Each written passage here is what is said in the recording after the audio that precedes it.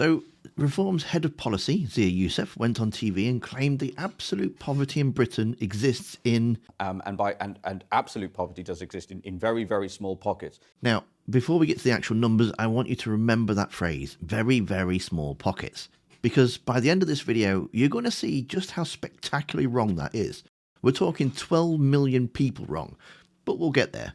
You see, the political class isn't just failing to fix poverty, they're trying to redefine it out of existence so you'll stop complaining.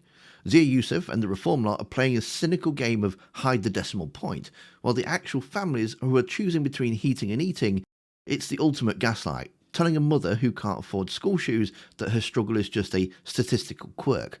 They've turned human suffering into a spreadsheet error and then betting you're too distracted by their slogans to check the actual numbers. This whole thing kicked off when Trevor Phillips asked Zia about Reform's policy to keep the two-child benefit cap, which limits child benefit to 2 children per family, when using the money saved then to cut beer duty and business rates on pubs. Yes, you heard that right. Take monies from families with children to make beer cheaper. That's their pitch. See that you do have. Your leader changed his mind on the two-child benefit cap. He said he wanted to keep it. And then he said he would keep it and use the money raised to slash the duty on beer and business rates on pubs. Forgive me, Reform's policy is to let children go hungry so their parents can get in an extra round. So number one, that isn't what happened. Nigel's been consistent. That's exactly what he said. No, hold on. So the first part of what you said was Nigel's changed his mind. That is incorrect. Nigel never changed his mind. Nigel's position has always been and still is that he would lift the two-child benefit cap only for British families who are in work. That has always been his position and has been misrepresented. To the second point.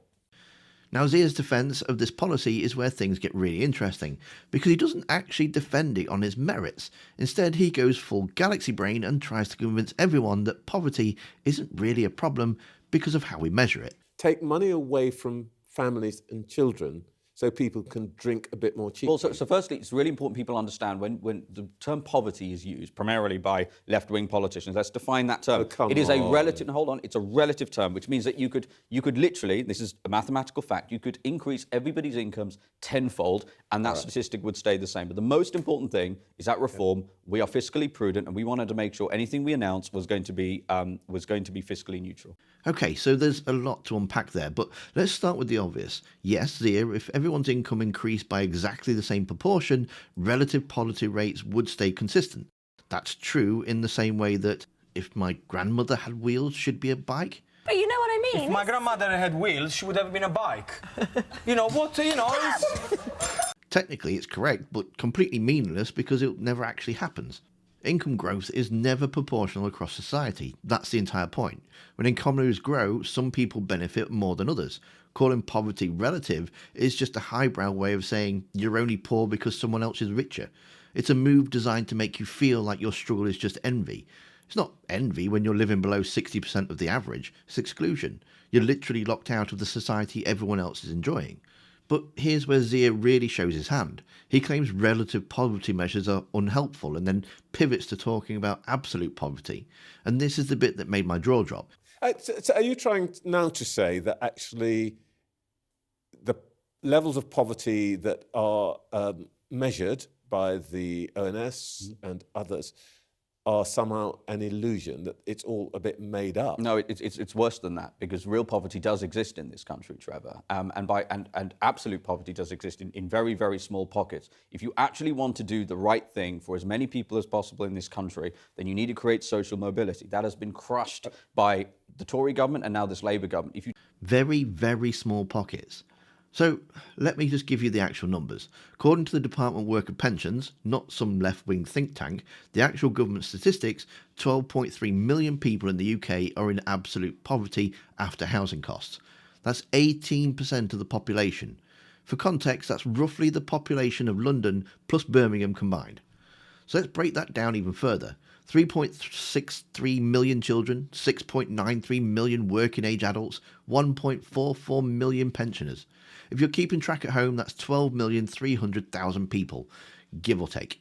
Now, I don't know about you, but when I think of very, very small pockets, I'm thinking maybe a few thousand people scattered across the country, not 12 million, not nearly 1 in 5 people, and certainly not 3.6 million children. I mean, just think about that for a second. 1 in 5 people. That's not a pocket, that's a national crisis. We're talking about 3.6 million children. You can't call a fifth of a nation a pocket unless you're wearing a clown suit. They use that kind of language because it sounds manageable, something you could fix with a bit of fiscal prudence and some waving of union flags. But wait, it even gets better. Because when Trevor pushes back and asks where these small pockets are, Zero says it's in Wales. Take the relative poverty argument, then there will always be a percentage of the population that is in poverty. And what that does nothing for is to help the middle classes or indeed the people who are actually living in absolute poverty. When you talk about small pockets of poverty, where are we finding them? What are you talking about? Well, you can look in. Let's talk about Wales, for example, right? And this is an argument Wales we've made. is quite a big pocket. Well, we can talk about. So, for example, 15-year-old children in Wales score in the global PISA rankings, the most recognised international educational rankings, below the OECD average. Wales, the entire country of Wales, has a population of about 3 million people. That's less than the number of children in absolute poverty across the UK. So calling Wales a small pocket is already absurd. But then he doesn't even talk about poverty in Wales, he just pivots to education rankings and foreign aid.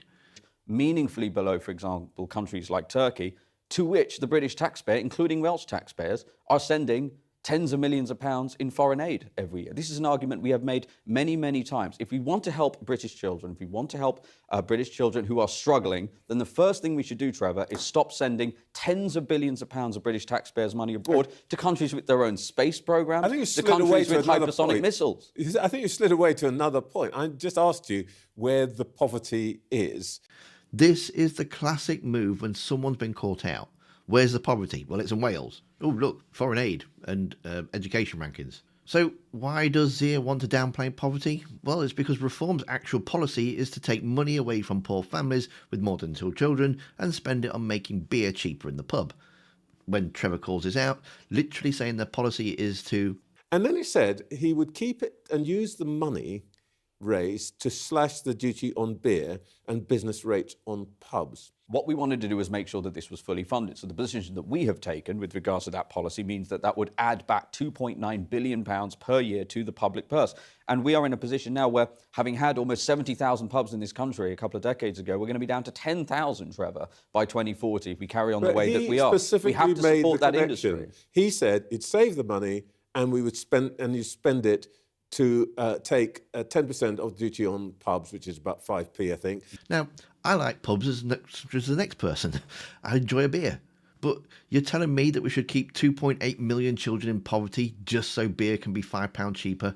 You've got to be losing the plot, seriously. And who says that the breweries are going to pass that on to the customers anyway? And this is what really gets to the heart of what Reform UK Limited it really is.